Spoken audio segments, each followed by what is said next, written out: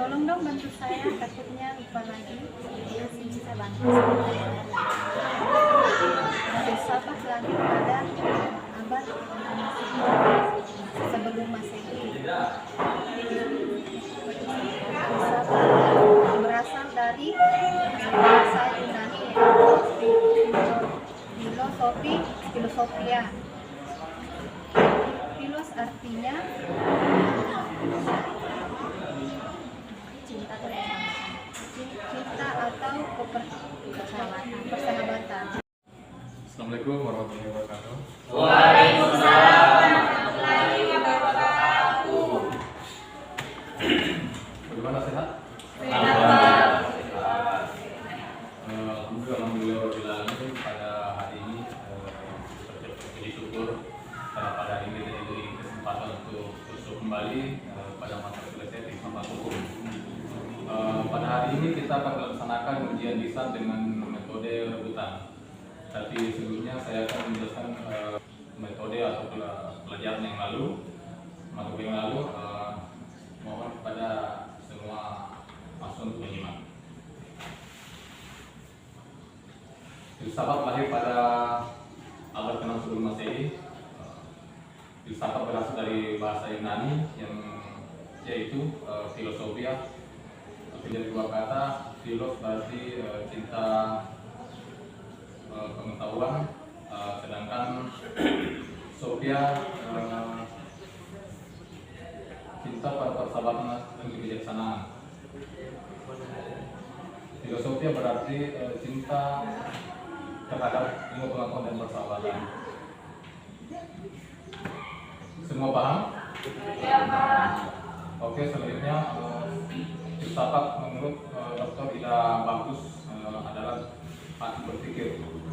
Berpikir, filsafat adalah berpikir tentang sebab, berpikir tentang sebab adalah berpikir tentang asal usul, sumber dan hakikat tentang sesuatu. Dengan demikian, filsafat hukum berarti mengkaji segala persoalan hukum sampai pada akar-akarnya. Selanjutnya, filsafat hukum pertama kali muncul di kota Miletos, sebuah kota kecil di Yunani. Thales adalah orang yang pertama kali diberi gelar filsuf.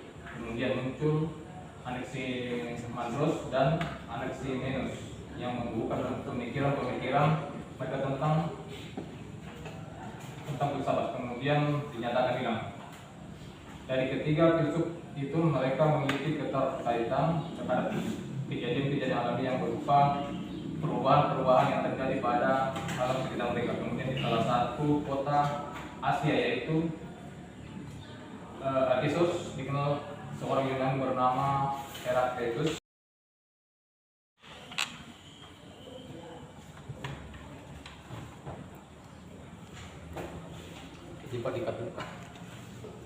Baik, sekarang kita masuk pada sesi ujian lisan dengan metode rebutan. Jadi saya akan memberikan dua pertanyaan. Jadi yang bisa menjawab dulu silakan angkat tangan dan menyebutkan nama kemudian menjawabnya. Yang pertama pertanyaannya adalah jelaskan pendapat Herakleitos tentang filsafat. Itu yang pertama. Kedua, menurut Plato manusia terlalu luhur disebut makhluk bijak atau sapos. Mengapa demikian? Ayo yang bisa menjawab silakan angkat tangan.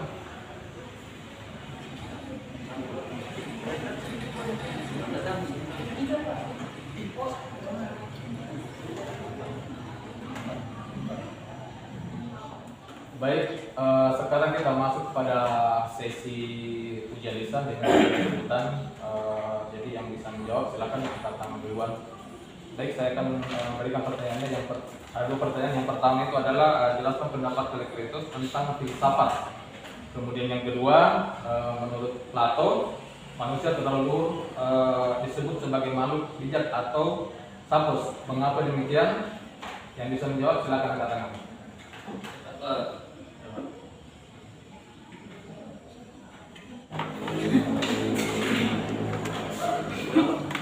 Perkenalkan, nama saya Muhammad Albino. Herakleitos beranggapan bahwa di dalam dunia alamiah tidak ada sesuatu yang abadi atau sempurna.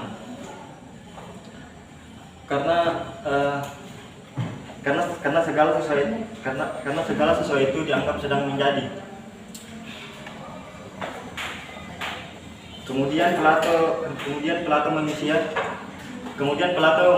terlalu luhur dianggap sebagai makhluk bijak karena sebutan itu hanya layak disebutkan kepada dewa, dan manusia sedang berproses mencari kebijaksanaan, maka belum disebut bijak. Ya, bagus. Ada yang lain? Silakan angkat tangannya. Jawaban boleh sama. Oke, silakan. Perkenalkan, nama saya Sumarti, saya akan menjawab pertanyaan dari Pak dosen.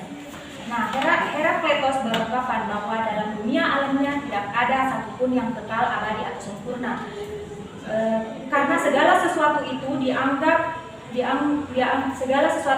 dianggap sedang menjadi. Kemudian Plato manusia terlalu luhur disebut sebagai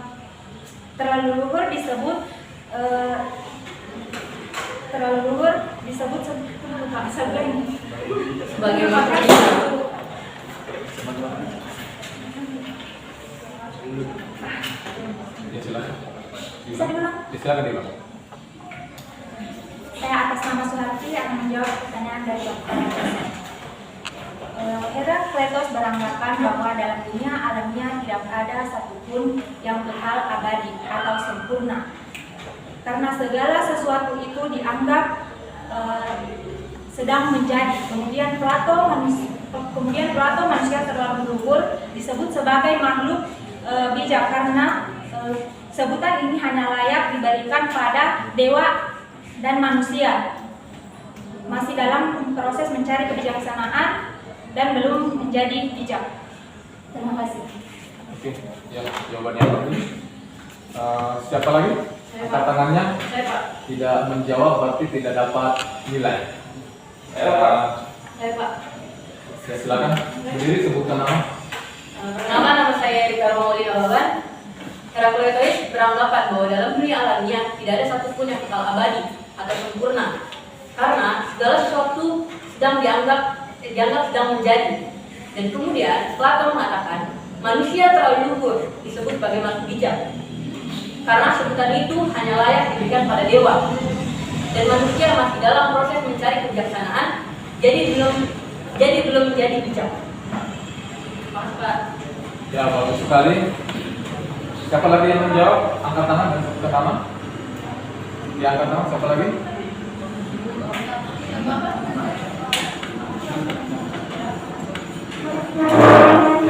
Silakan sebutkan nama. Perkenalkan, nama saya Sandi Kawan. Herakleitos beranggapan bahwa dalam dunia alamiah tidak satupun yang kekal, abadi atau sempurna. Karena dia segala sesuatu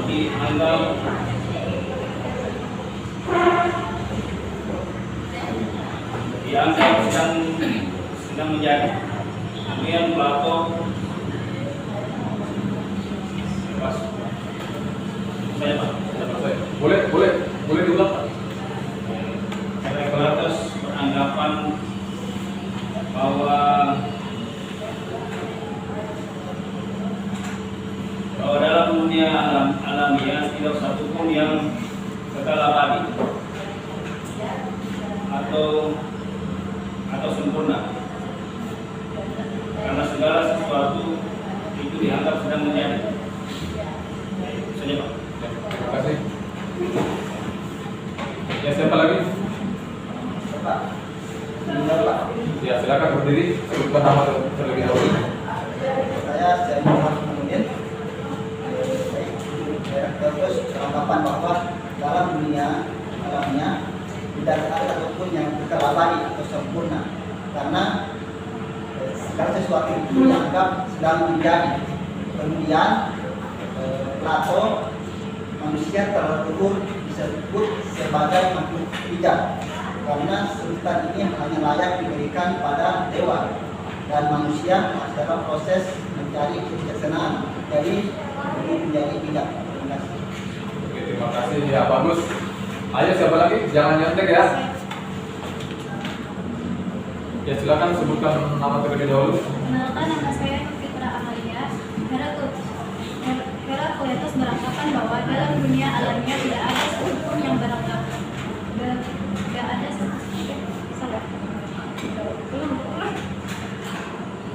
Ya boleh ulang, silakan berdiri sebutkan nama tadi. Perkenalkan, nama saya Fitra Amalia. Herakleitos beranggapan dalam dunia alamiah tidak ada satupun yang kekal abadi atau sederhana karena segala sesuatu itu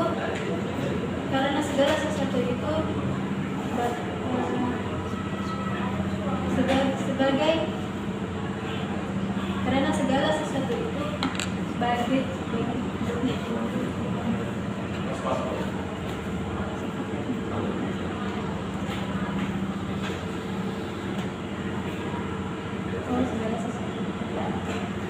Benar. Saya ulang, Pak.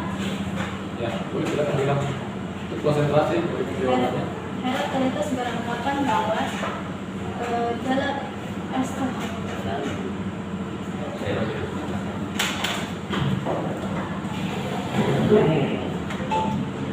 Herakleitos beranggapan bahwa dalam dunia alamiah segala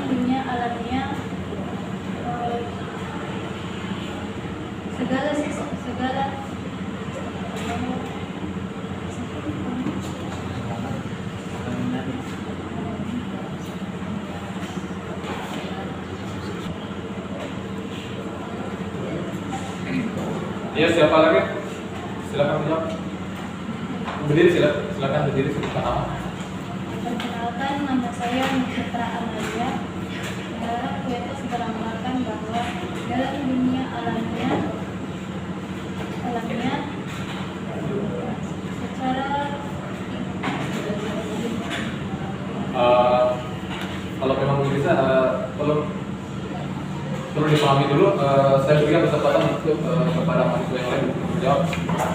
Silakan yang belum menjawab, silakan hanya angkat tangan. Ya, silakan. Angkat tangan sebutkan nama. Perkenalkan, saya Dinan Kurang. Herakleitos beranggapan bahwa dalam dunia alamiah tidak ada sesuatu yang kekal abadi atau sempurna karena segala sesuatu itu dianggap sudah menjadi.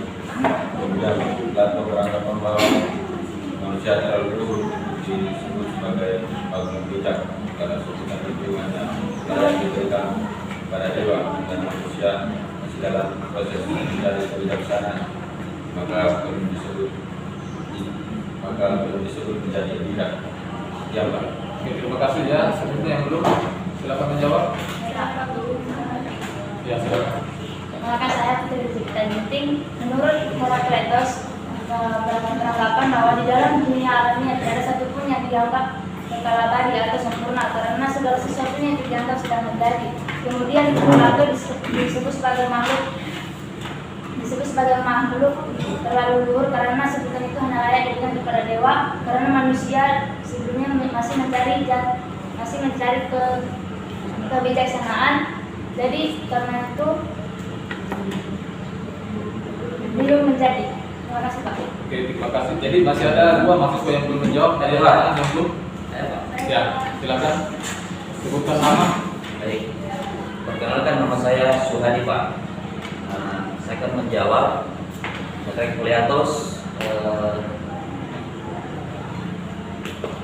Herakleitos beranggapan bahwa dalam dunia alamiah tidak ada satupun yang kekal abadi atau sempurna karena segala sesuatu itu dianggap sedang menjadi.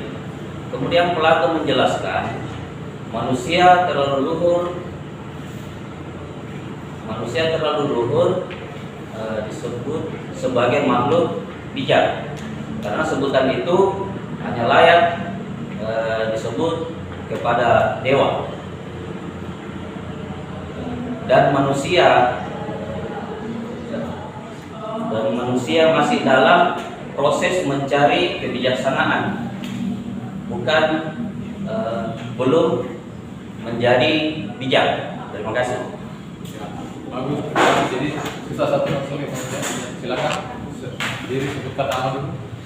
Baik Pak, terima kasih. Perkenalkan, saya atas nama Suci Rahmadani. Herakleitos beranggapan dalam dunia alamiah tidak ada satupun yang kekal, abadi atau sempurna. Karena dalam segala sesuatu itu dianggap masih menjadi.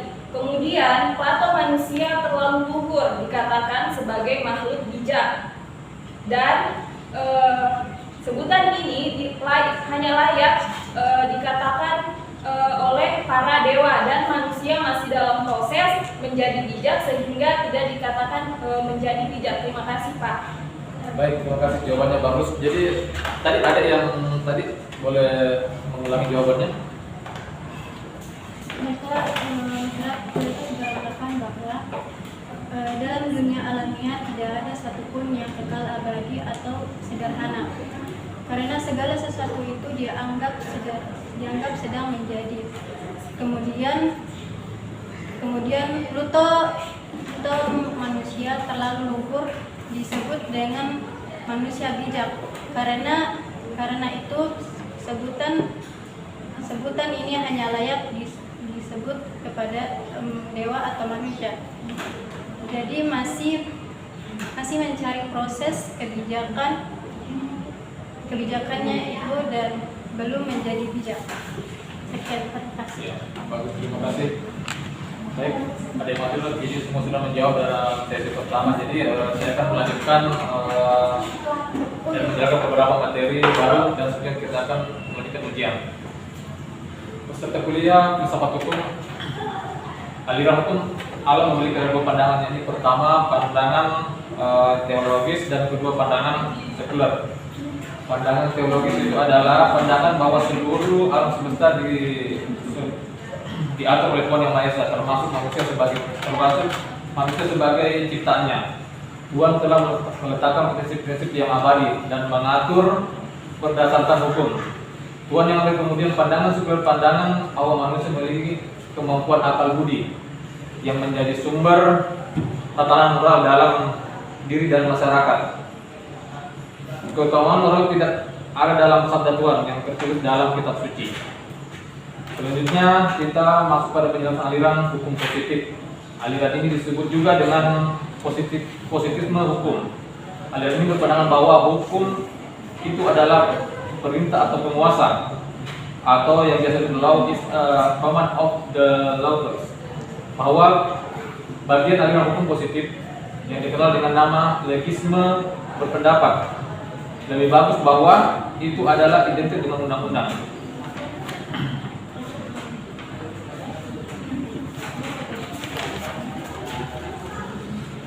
Aliran hukum positif analitis adalah analitis jurisprudence atau biasa disebut dengan positivisme sosiologis yang dikembangkan oleh John Austin. Dan dua, aliran hukum murni atau Rein Richter atau dikenal juga dengan positivisme yuridis yang dikembangkan oleh Hans Kelsen. Baik, kita lanjutkan kembali ujiannya.